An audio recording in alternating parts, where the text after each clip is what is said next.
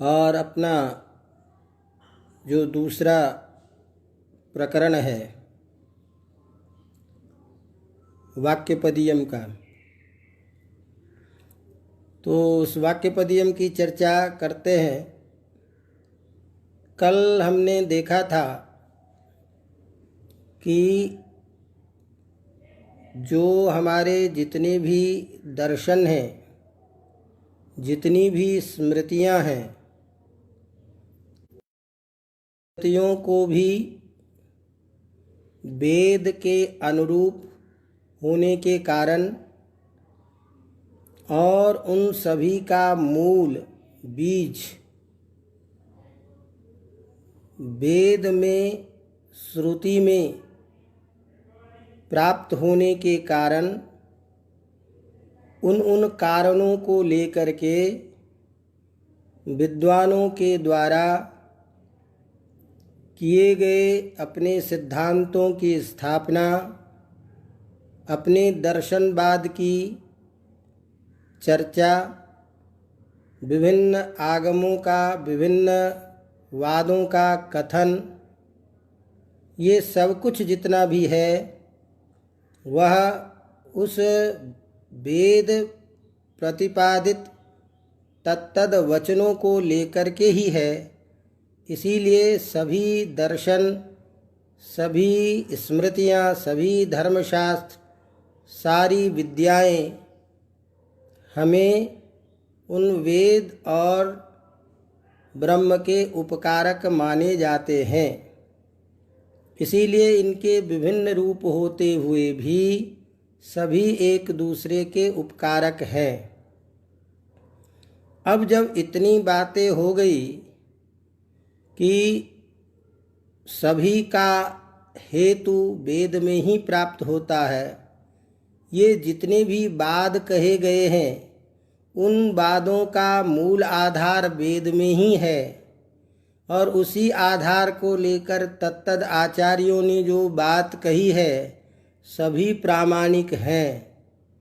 ऐसी स्थिति में हम लोगों के लिए, हम जैसों के लिए समस्या हो गई कि जब अब इतने वाद उपस्थापित कर दिए आचार्यों ने, इतने वादों की स्थापना हो गई और सभी का मूल वही वेद है और सभी प्रामाणिक हैं, सभी उसके ही उपकारक हैं, तो इन विभिन्न वादों के रहते, विभिन्न स्मृतियों के रहते हम लोग किस चीज़ को परम यथार्थ के रूप में माने? क्योंकि सभी दर्शन अपने अपने सिद्धांत की बात करते हैं, तो सभी दर्शनों के अपने अपने सिद्धांत प्रामाणिक होने के कारण अब यथार्थता स्वरूप, सत्य स्वरूप क्या है, किसको परम यथार्थ माना जाए? क्योंकि मुनिवचन विरोधे युक्तता केन चिंत्या।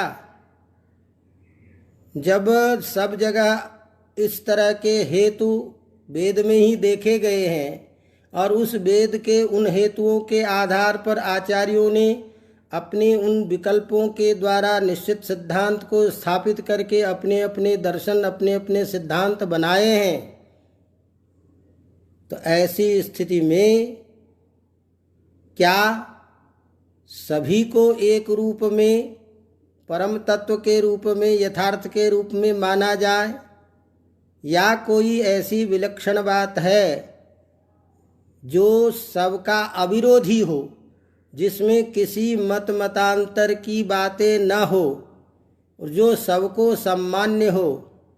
ऐसा कोई मार्ग है, ऐसी कोई चीज़ें हैं? ये एक जिज्ञासा का विषय बन जाता है। तो इस तरह से सभी वादों, सभी दर्शन के सिद्धांतों के रहने के बावजूद भी कौन परम यथार्थ है, कौन सा वाद सही है, किसको ब्रह्म के साक्षात स्वरूप का बोधक माना जाए, इस जिज्ञासा के लिए अगली कारिका कह रहे हैं। और इस अगली कारिका के द्वारा सर्व बाधा विरोधिनी, जो सभी वादों के अविरोधी सिद्धांत हैं, जिनको किसी किसी न रूप में सभी लोग मानते ही है, उन बातों की स्थापना करने जा रहे हैं।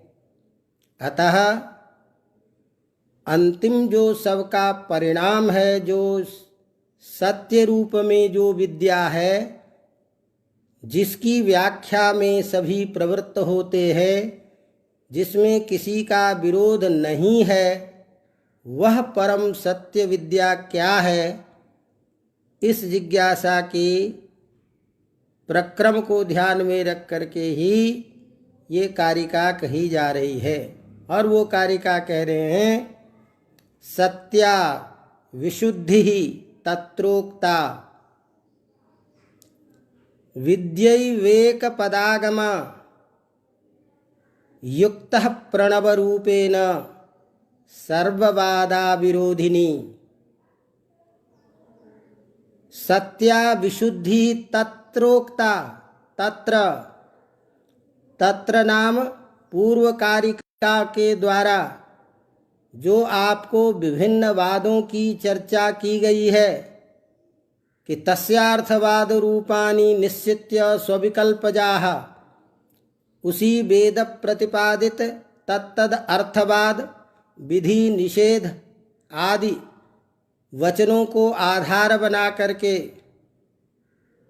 जो स्व विकल्प से अपनी मति से बनाए गए जो सिद्धांत हैं, एकत्ववाद की स्थापना, द्वित्ववाद की स्थापना, ये सारे जितने भी कहे गए हैं, तेषु विभिन्न प्रवादेषु, उन विभिन्न प्रवादों में, उन विभिन्न सिद्धांतों में सत्या जो सत्य है कौन, वह है एक पदागमा। एक पदागमा जो सत्या विद्या है, सत्या है वही। अब ये एक पदागमा के द्वारा उस चीज को बता रहे हैं। तो एक पदागमा क्या चीज है? एकम एव पदम आगमम स्वरूपम यस्याह सा एक पदागमा। एक ही पद स्वरूप है, आत्मक जो रूप है, एक पद के द्वारा जो अविधेय है, एक पद में ही जिनका स्वरूप कहा गया है,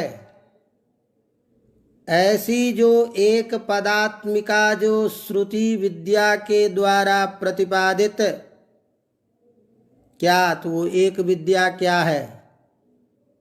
ओंकार इति प्रणव रूपा।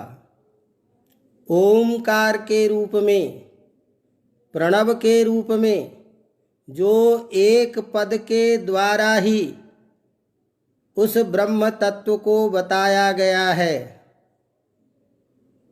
वह श्रुति प्रतिपाद्य एक आगम एक स्वरूप वाली जो विद्या है, प्रणव विद्या, जो प्रणव ओंकार स्वरूप, जो ब्रह्म का साक्षात रूप है, जो श्रुति के रूप में अपने स्वरूप को प्रतिभाषित करता है, जो ब्रह्म, वही कैसी है? वो विशुद्धि ही विशुद्धि है। विशुद्ध विशेषेण शुद्ध है। विशेषेण शुद्ध क्यों है? कि विभिन्न वाद उसमें भले ही आ जाएं, विभिन्न विषय उसमें भले ही आ जाएं, तो विभिन्न विषयों से संपृक्त होती हुई भी वह जो विद्या है वह स्वयं निर्विकल्पक है, जिसमें किसी भी प्रकार के विवाद नहीं हैं, जिसमें किसी भी प्रकार के विकार नहीं हैं। ऐसे विविध कल्प, विविध विचार, विविध पक्षों से युक्त होता हुआ भी स्वतः जो अपने आप में जो निर्विषयक हैं, जो निर्विकल्प हैं, विकल्प से रहित हैं, ऐसी वह प्रणव रूपा जो विद्या वो सबको मान्य है, वो सबको मान्य है। उसी प्रणव तक पहुँचने के लिए, उसी प्रणव स्वरूप ब्रह्म को प्राप्त करने के लिए ये सारे वाद और सिद्धांत चलाए जाते हैं। उस प्रणव को सभी मानते हैं, परम तत्व को सबको मानना पड़ेगा किसी न किसी रूप में, उस ईश्वर की सत्ता को, उस ईश्वर के स्वरूप को। तो उसको कोई कहे कि यही ओंकार विभक्त है 3 रूपों में, तो भेद रूप में बोध हो रहा है। लेकिन वही परम तत्व जो है, एक विद्या पदागमा, एक पदात्मिका जो है, वह ऐसी है सर्वबाधा विरोधिनी, किसी भी प्रकार के उसमें विवाद नहीं है। कैसे है? उसी को कह रहे हैं युक्तः प्रणव रूपेण, प्रणव रूप से युक्त होता हुआ। तो प्रकृति जो है, मूल रूप जो है प्रणव रूप, ब्रह्म का जो मूल रूप, जो वेद का मूल स्वरूप है, वही प्रणव रूपेण युक्ता, प्रणव रूप से युक्त हो करके जो सभी वादों के अनुकूल हैं, कोई भी वाद, कोई भी सिद्धांत उनके विरुद्ध नहीं जाते। एवं भूता या ओंकार रूपा वाक, जो ये ब्रह्म विद्या जो क्या करते हैं, तो उदाहरण दे रहे हैं कि वही सभी चीज़ों को प्रकाशित करने वाली है। सर्व प्रकाशन क्षमा एव, वही सभी प्रकाशों भी अर्थों को, सभी विषयों को, सभी सिद्धांतों को प्रकाशित करने में समर्थ है। वह ब्रह्म विद्या साएव सत्या, वही सत्य है, परम सत्य है। उसी को परम तत्व विद्या कहा जाता है। वही परम श्रेष्ठ है और उसको सभी लोग मानते हैं। तो इसका मतलब अब क्या हुआ कि वह जो परम तत्व है वह स्वयं के रूप में जब एक है, तो इसका मतलब सीधे हम वेदांत की दृष्टि से कह ले, व्याकरण की दृष्टि से पक्षपात रखते हुए कह ले, वह परम अद्वैतवाद की स्थापना होती है। वह परम तत्व अद्वैत ओंकार प्रण स्वरूप एक पदात्मिका ही है। अतः मूल रूप में वही श्रुति विद्या ब्रह्म विद्या जो है सत्या उक्ता, वो सत्य कही गई हैं, वही सत्य माने गए हैं। तदेव उच्यते सा एव परमा विद्या सिद्धांत रूपेण यस्याम कस्यापि विरोधो नास्ति, जिसमें किसी का भी विरोध नहीं है, किसी वादों का उसमें अपनी जो मति है वो विपरीत नहीं हो पाती है। एवं भूता या प्रणव रूपेण, प्रणव रूपा या ओंकार रूपा विद्या साएव विद्या सर्वार्थ प्रकाशनी, सभी अर्थों को प्रकाश करने वाली है। अतएव साएव सत्या यथार्थेन उक्ता, यथार्थ के रूप में वही कही जाती है। अब वह जो कही गई है इत्थम, यह इस प्रकार की जो प्रणव रूपा जो ब्रह्म विद्या है, वही सभी वादों को जब प्रकाशित करने में समर्थ है, सभी वाद उसी में समनुगत हो जाते हैं। इसीलिए स्वरूप के भेद से अनेक अनेक बादों के अलग अलग रूप दिखाई देने पर भी उसके मूल स्वरूप में कोई अंतर, कोई भिन्नता नहीं है। जैसे कार्य की दृष्टि से, जैसे मिट्टी सभी प्रकार के घट कलश शराब आदि के उपादान कारण में एक ही है, तो तत्वतः सब मिट्टी ही है, लेकिन उसके स्वरूप से मटका अलग है, कलश अलग है, शराब अलग है। ये सारे के सारे जो दिखाई देते हैं, उन सारे के स्वरूपतः भेद होने पर भी, क्रिया के भेद होने पर भी मूल तत्व रूप में सब मिट्टी का ही स्वरूप है। अतः उन मिट्टी के उपादान कारण जैसे मिट्टी जो है वो एक ही है, उस मिट्टी में किसी का विरोध नहीं है कि ये मिट्टी की नहीं है। घट अलग है ये कह सकता है, शराब अलग है ये कह सकता है, लेकिन मिट्टी नहीं है ये कहने का कोई सामर्थ्य नहीं रख सकता। इसी तरह वह जो प्रणव विद्या है, वह प्रणव विद्या जब तय है, हो गई श्रुति कि एक पदात्मिका है और उसके विभिन्न सामर्थ्य हैं, तो सभी का अधिष्ठान वही है। इसीलिए उसी के बाद अब लोग अपनी अपनी बुद्धि से उनको एक दो विभिन्न रूपों में प्रतिभाषित करने के लिए अलग अलग वादों की स्थापना कर रहे हैं। अब ये तो चलिए इसकी बात है, लेकिन हम यदि इसको थोड़ा सा अपनी चिंतन या सामान्य बुद्धि से यदि हम कुछ बात करें तो इस बात पे थोड़ी सी चर्चा हो जाए। मान लीजिए कोई ये कह रहा है कि कुछ नहीं है, तो कुछ नहीं है, घटो नास्ति, घट नहीं है, घट भाव की सत्ता हम स्वीकार कराना चाहते हैं, और मैं इस सिद्धांत को स्थापित करना चाहता हूं कि घट नहीं है। तो घट नहीं है, इसकी स्थापना करने के लिए भी घट की सत्ता हमको पहले स्वीकार कर लेनी पड़ रही है, तभी हम उसका अभाव बोध करेंगे। तो ये जो पहले जो कहेंगे कि ये एक तत्व नहीं है, दो तत्व हैं, तो दो तत्व की स्थापना किसमें आप करने जा रहे हैं? इसका मतलब पूर्व में एक की सत्ता है कोई, जिस सत्ता को आप विभिन्न द्वैत रूप में स्थापना करने जा रहे हैं। या कोई कहे कि ये दो नहीं, दो विशिष्ट हैं, तो ये विशिष्ट का भी बोध जो हम करेंगे वो कहाँ करेंगे? इसका मतलब पहले की सत्ता कोई थी, जिस सत्ता को दो रूप में आप बांटना चाहते हैं, दो रूप में है, और वो आप प्रामाण्य के साथ में उसको स्थापित करना चाहते हैं। इसीलिए कुछ नहीं है ये भी मानने वाला जो है, वो भी कुछ नहीं मानने के लिए पहले कुछ की सत्ता को ध्यान में रख करके ही करेगा। इसीलिए भगवान का भी जो अभक्त होता है, उससे भी भगवान बहुत प्रसन्न होते हैं कि ये देखो मैं नहीं हूँ, इसको सिद्ध करने के लिए बार बार मेरा उपस्थान करता है, मुझे उपस्थापित करता है कि मैं नहीं हूँ।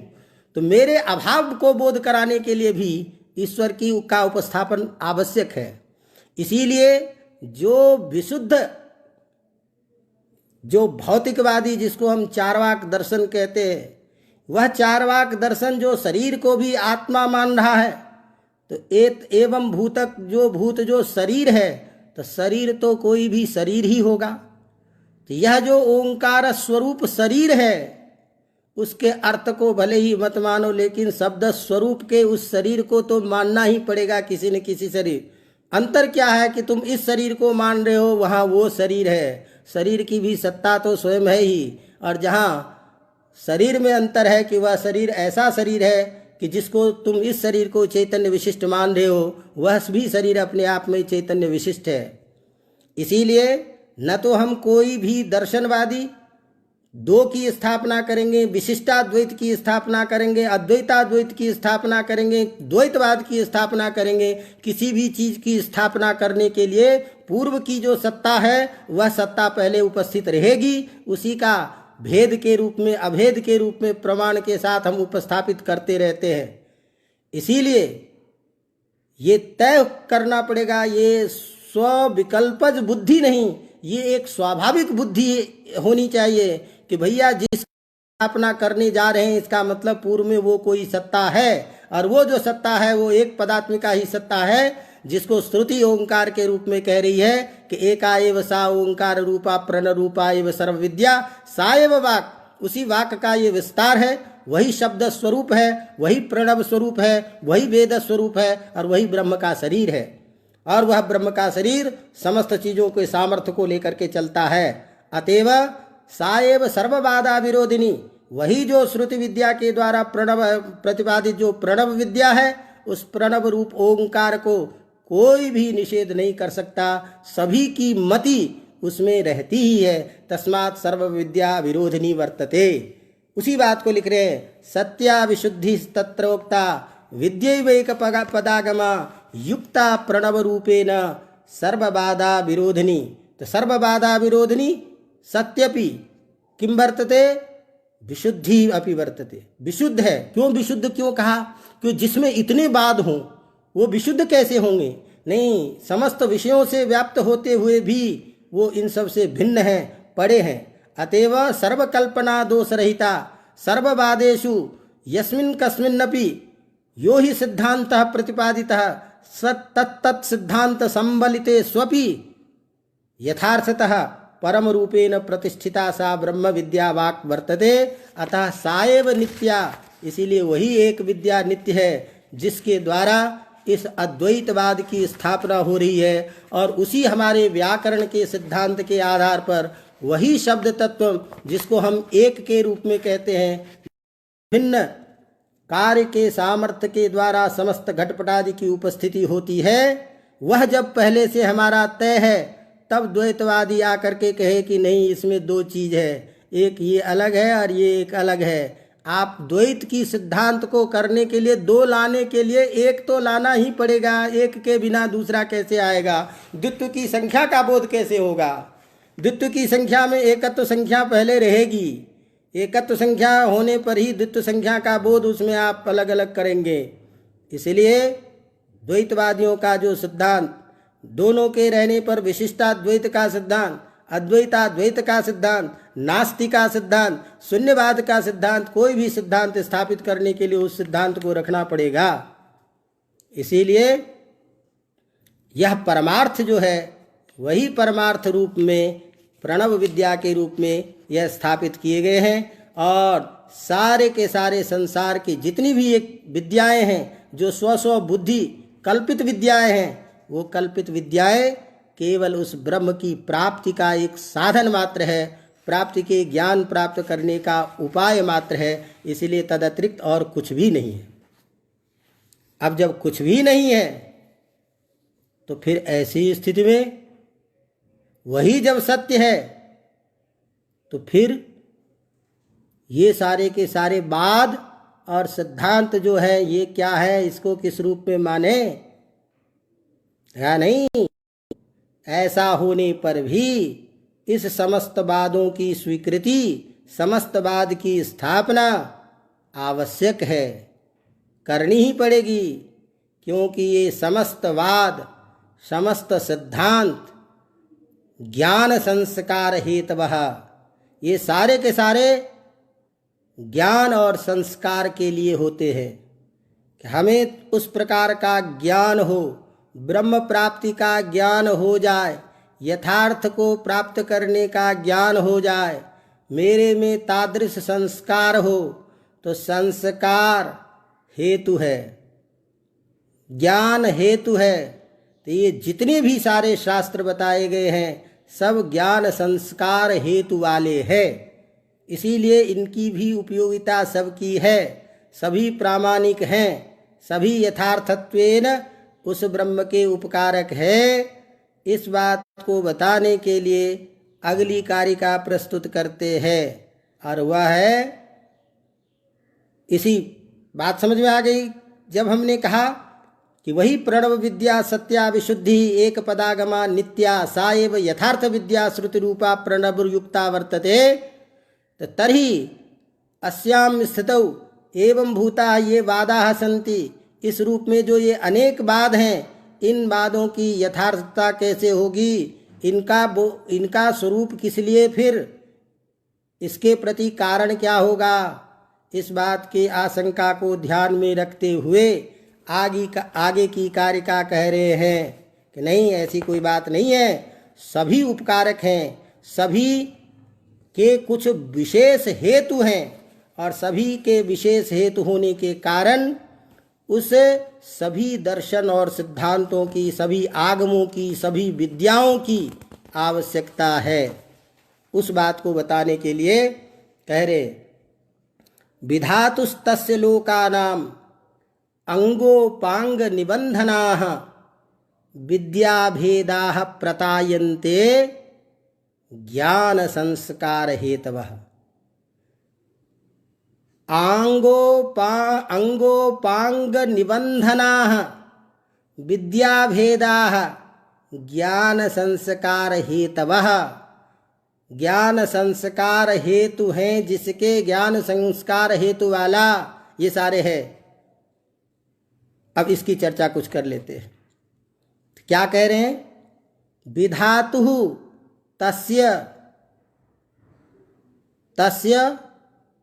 तस्य ब्रह्मणः। ये जो जिस ब्रह्म की हम चर्चा करते हैं, एक पदात्मिका जो श्रुति विद्या रूपी, श्रुति रूपी जो यथार्थ विद्या है, जो प्रणव रूप है, जो अद्वैत रूप में एक ही है, जो विभिन्न विषयों के रूप में दिखाई देते हुए भी सभी चीजों से अलग हैं, तस्य उस ब्रह्म के अवगतम, क्या, कौन है वो, लोकानाम विधातुः तस्य, विधातुः षष्ठी के एक वचन में, वही ब्रह्म है जो लोकों के बनाने वाले हैं, निर्माण में। तो लोकानाम विधातुः तस्य परब्रह्मणः। तो लोक के, लोक क्या है भाई, किसे कहते हैं लोक, लोक कौन है, तो लोकः कर्म फलम भुज्यते यत्र यस्मिन् स लोकः। जिसमें कर्म के फलों का भोग किया जाता है उसको हम लोक कहते हैं, उसी को संसार कहते हैं। इस संसार में समस्त कृत कर्मों का भोग होता है। तो भोग जहाँ जहाँ हो, जो जो कृत कर्म के फल का भोग जहाँ करेंगे, जिस जिस जगह पर, उसे हम लोक के नाम के कहते हैं। तो लोकः कर्म फलम भुज्यते यस्मिन् स लोकः, वो लोक होता है। और ये लोक आप अनेक हैं, इसीलिए भूर्भुवः स्वः अतल वितल सुतल तरातल रसातल तलातल महातल पाताल जो भी है, और सप्तलोक ऊपर शब्दलोक, ये चतुर्दश भुवन, ये सारे लोक हैं। इनमें सब जगह भोग होता है कृतकर्म फलों का। तो इन सभी लोगों के जो विधातु हैं, बनाने वाले हैं, जो अधिष्ठाता, जो ब्रह्म है, जिस ब्रह्म में के आधार, जिस ब्रह्म के अधिष्ठान में ही समस्त लोग चलते हैं, उन ब्रह्म के अधिष्ठान में, उस ब्रह्म स्वरूप का ही, ब्रह्म का ही क्या है ये, अंगोपांग निबंधनाः, अंग और उपांग, उपांग से युक्त, अंग और उपांग, तो अंग दो चीज है। तो इसी विधातु उस ब्रह्म के जो अंग रूप हैं, जो साक्षात अंग के रूप में है। साक्षात अंग कौन है, जो विधि मंत्र अर्थ वाद उपनिषद आदि जो वेद के सीधे सीधे स्वरूप का बोधक है, ये सारे उसके अंग हैं, उसी ब्रह्म के। तो अंगानि विविध मंत्रार्थवाद उपनिषदादीनि सर्वाणि अंगानि, और उस अंग के पास में रह करके जो उनके स्वरूप को बताएंगे वो है उपांग। वो उपांग कौन है, तो वही स्मृतयः पुराणानि तन्निमित्तकाः विद्याभेदाः, उनके निमित्त जो ये चतुर्दश विद्या आदि है, ये सारे के सारे उपांग हैं। अंग से संबंधित होता हुआ उसी तत्व को बताने के लिए सारे के सारी चीजें हैं। तो अंगानि और उपांगानि तेषां सर्वेषां निबंधनाः निश्शेषेण बंधनाः, निश्शेष रूप से व्यापक रूप से उन्हीं सब से बंधे हुए जुड़े हुए हैं जो ये सारे के सारे विद्याभेदाः, ये सारे विद्या के भेद विस्तार किए जाते हैं, बताए जाते हैं। उसी ब्रह्म के स्वरूप को बताने के लिए सारे वेद के श्रुति मंत्र अर्थ उपनिषद आदि साक्षात अंग और स्मृति धर्मशास्त्र चतुर्दश विद्याएं जितनी कला हैं, सारी की सारी कलाएं ये प्रतायन्ते बनाए जाते हैं, बनाए गए हैं, विस्तार किए गए हैं उन्हीं तत्व को, परम तत्व को प्राप्त कराने के लिए। तो कहते हैं ना कि 14 विद्याएं हैं। चतुर्दश विद्या में अंगानि वेदाश्चत्वारो मीमांसा न्याय विस्तरः पुराणम धर्मशास्त्रम च विद्या हेतत् चतुर्दश एताश्चतुर्दश। ये सारी की सारी जितनी विद्याएं हैं सब उपांग रूप में हैं, जो साक्षात वेद के स्वरूप को स्वरूपतः उपस्थापित करते हैं। डायरेक्ट जो मंत्र ब्राह्मण आदि जितने भी हैं उपनिषद इत्यादि, ये सारे के सारे अंग हैं। तो ये सारे के सारे का जो विस्तार है वह विस्तार उस ब्रह्म के स्वरूप को बताने के लिए है। क्यों बताने के लिए है? तो हेतु दे रहे हैं कीदृशा एवं, तो ज्ञान और संस्कार जो है तयोः हेतवः, ज्ञान और संस्कार दो चीजें हैं। तो ज्ञानम च संस्कारस्य तयोः हेतवः कारणानि सन्ति इति। ज्ञान और संस्कार के ये कारण हैं, अर्थात ज्ञान और संस्कार को देने के लिए, उस ब्रह्म की प्राप्ति के लिए संस्कार हो, उस ब्रह्म की प्राप्ति का ज्ञान हमको हो सके, इस ज्ञान के लिए और संस्कार के लिए इन सारे शास्त्रों का, इन सारी चीज़ों का केवल विस्तार होता है। बिना इसके विस्तार के, बिना उसके स्वरूप को जाने हम वहाँ तक पहुँचने की हिम्मत ही नहीं कर सकते हैं।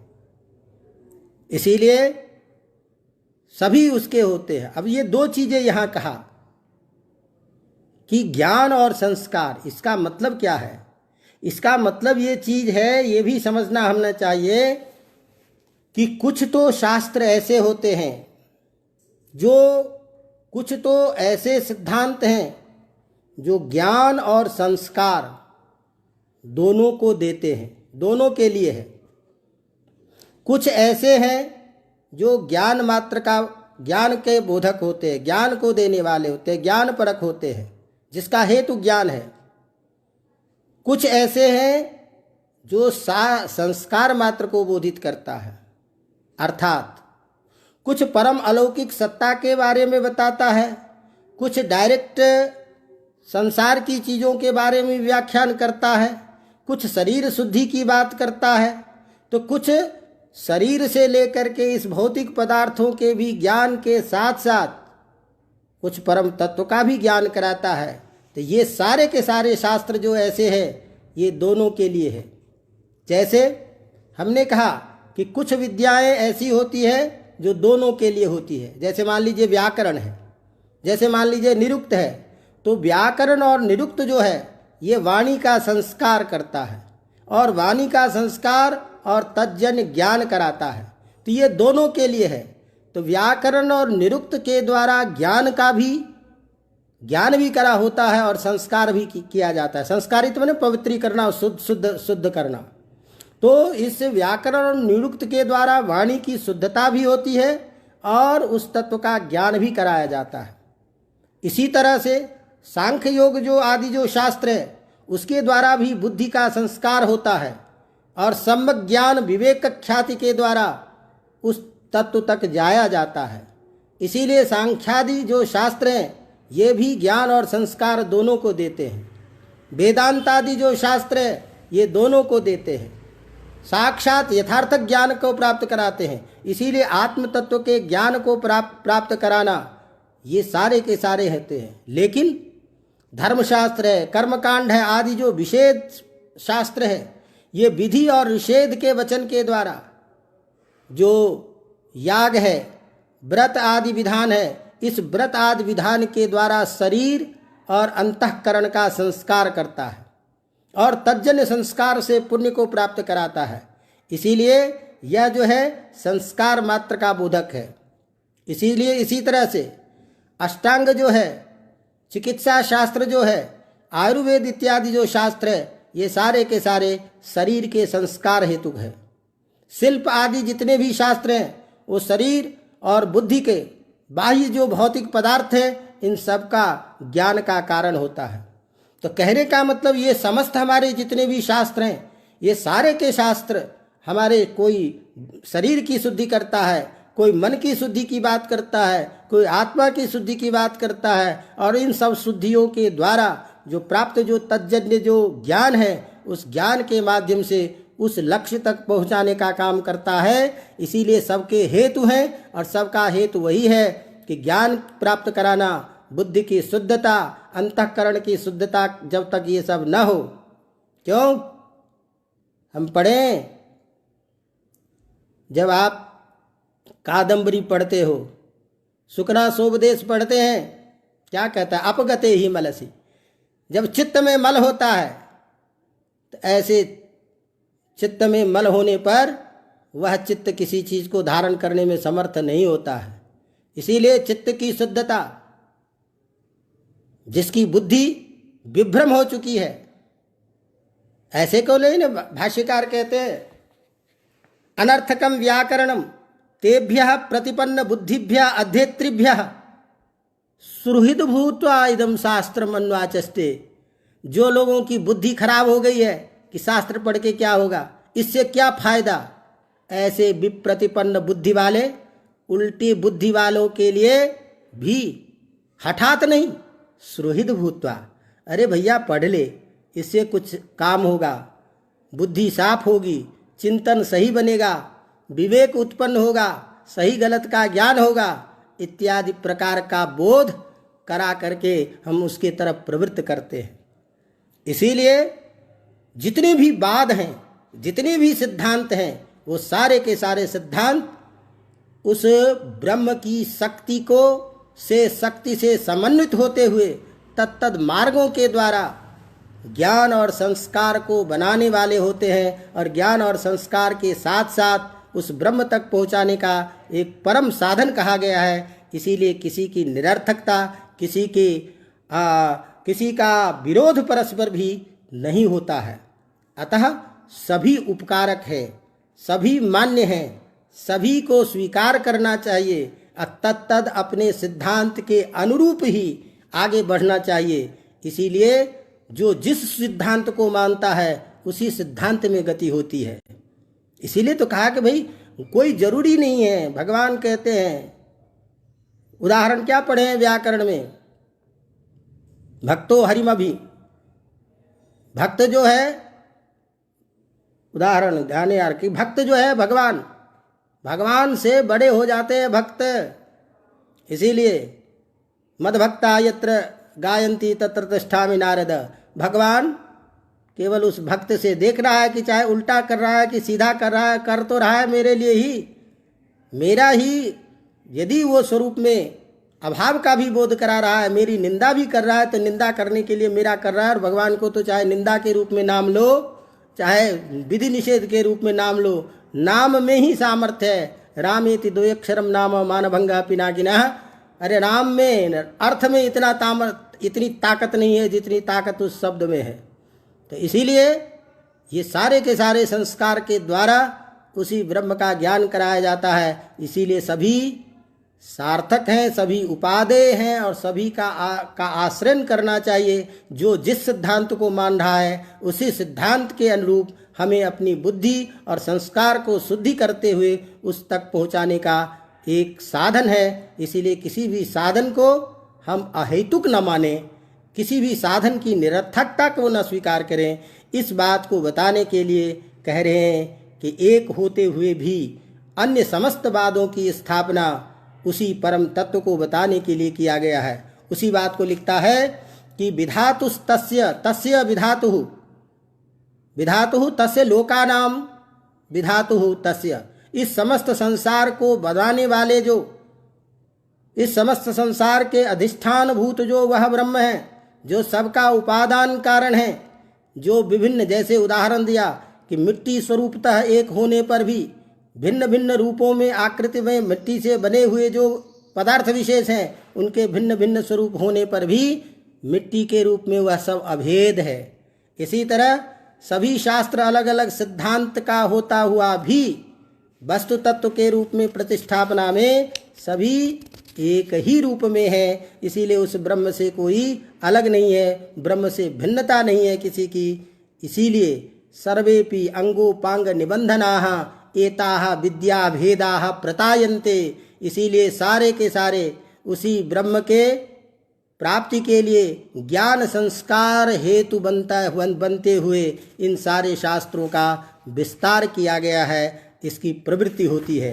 तस्मात् उसी बात को लिख रहे हैं, स एव शब्दार्थ प्रकृति श्रुतिपदेन अत्र सर्वम अपि यथार्थ रूपेण विवर्तोपादानम तदेव ब्रह्म वर्तते, और तस्य प्रणव रूपस्य अंगोपांग निबंधनाः अंगंच उपांगंच ते निबंधने प्रयोजके, वही निबंधन है, प्रयोजक हैं जिनके वो सारे व्याकरण आदि विद्या ज्ञान और अंग आदि जितने भी शास्त्र हैं वो पुरुषों के संस्कार को बनाने के लिए, उनके ज्ञान के कराने के लिए प्रतायन्ते प्रभवी भवन्ति विस्तीर्यन्ते इति तात्पर्यम्।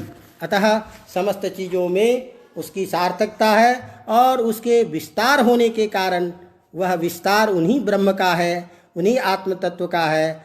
अतः उसी एक रूप ब्रह्म का ही स्वरूप समझना चाहिए। ऐकत्ववाद ही प्रणव रूप ही सत्य और यथार्थ विद्या के रूप में कही जाती है। बाकी के सारे बाद जो भी है वो सब इन्हीं के उपकारक हैं।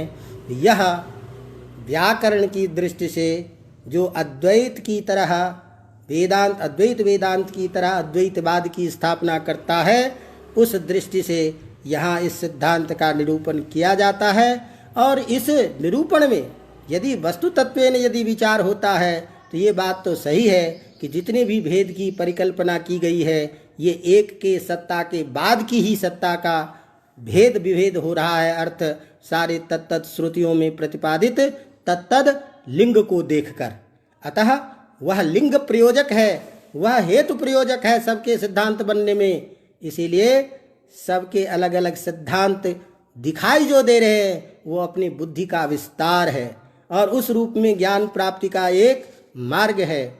और वह श्रुति भी जिस रूप में है विभिन्न अर्थों को लेकर के चल रही है, वो सबका समवधान, सबका समवस्थान ब्रह्म में ही होता है।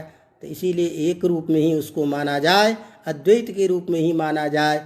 यहाँ तक व्याकरण के उस शब्द ब्रह्म के स्वरूप की स्थापना, विभिन्न शास्त्रों की यथार्थता, विभिन्न शास्त्रों की उपादेयता, विभिन्न वादों की स्थापना करते हुए समस्त शास्त्रों की स्थापना कर रहे हैं। उनके उपकारक और उनके प्रयोजनार्थ समस्त विद्याओं का अध्ययन करना चाहिए, कोई भी निरर्थक नहीं है। इस तरह से इस बात की समस्त शास्त्रों की स्थापना करते हुए उस अद्वैत ब्रह्म की स्थापना कर दिए हैं। अब यहाँ से इस प्रस्तावना के बाद उस ब्रह्म का स्वरूप को जानने के लिए अत्यंत जो सन्निकट अंग है, जो उनके स्वरूप को बिल्कुल स्पष्ट करने में समर्थ है, वह है व्याकरण। उस व्याकरण के बिना उस श्रुति रूप, ओंकार रूप, वाक रूप ब्रह्म को, जिसका स्वरूप ओंकार स्वरूप है वो ब्रह्म, जो शब्द स्वरूप में है वो ब्रह्म, उनका सबसे अत्यंत नजदीक में नजदीक का कोई अंग है तो वह है व्याकरण। वह प्रधान अंग है जो उनके स्वरूप से डायरेक्ट तालमेल रखता है उनके स्वरूप को बताने में, वो है व्याकरण। उस व्याकरण के महत्व, उनके कार्य और उस व्याकरण के जो सिद्धांत हैं, उन सिद्धांतों की स्थापना आगे की कारिका से प्रारंभ करते हैं। तो यहाँ तक तो आपके आरपीएससी वालों के लिए 10 श्लोक था। तो मुझे तो लगता है कैसे सिलेबस तय किया पता नहीं कि यह स्थापना केवल मात्र हुई है अभी। बाकी जो अब है प्रधान, ये यहाँ से प्रारंभ हो रहा है। तो इसीलिए वाक्यपदीयम ग्रंथ के जो अब जो हमारे मुख्य विषय है निर्वचनी, जो शास्त्रीय विषय हैं, जिस पर विभिन्न दर्शनों की चर्चा होती है, वो सारे सिद्धांत, शब्द तत्व, क्या ध्वनि है, क्या भेद है, क्या स्फोट है, क्या शब्द का माहात्म्य है, ये सारी के सारी प्रक्रिया चलेंगे, जिसका प्रधान रूप से जहाँ जहाँ जो वक्तव्य विशेष है, जो सिद्धांत के साथ अन्य सिद्धांतों के समावेश करके मूल सिद्धांत की स्थापना करता है, उन सिद्धांतों को, उन विषयों को लेते हुए और फिर हम पहुँचेंगे। क्योंकि हमारे 75 कारिका के बाद हमारे बच्चों का पाठ अवरुद्ध हो चुका था, तो हम उन चीज़ों को भी देखेंगे। इसीलिए हमारा तात्पर्य इतना संभव ना भी होगा, लेकिन मूल जो सिद्धांत जब वाक्यपदीयम हम लिए हैं, तो वाक्यपदीयम का जो वैशिष्ट है, जिस विषय विशेष के कारण, उन समस्त विषयों पर कुछ चर्चा करते हुए हम आगे बढ़ेंगे। तो आज इस विषय का यहाँ हम यहीं विश्राम देते आज। लेकिन आप सभी सबसे आग्रह है छात्रों से कि आपको इस 10 कारिका से तो वाक्यपदीयम के मूल स्वरूप पे भी आप नहीं आए हैं, इसलिए हमें समझना चाहिए। वाक्यपदीयम को समझने के लिए तो सभी निश्चित रूप से इस विषय को समझें, आए। और आप सब आते हैं तभी हमारा बोलने का मन करता है। और आप लोग अच्छी तरह समझ लीजिए कि जैसे हमने कहा कि नहीं, सारे ब्रह्म के प्रतिरूप हैं और उसी को मान करके हम सब करते हैं।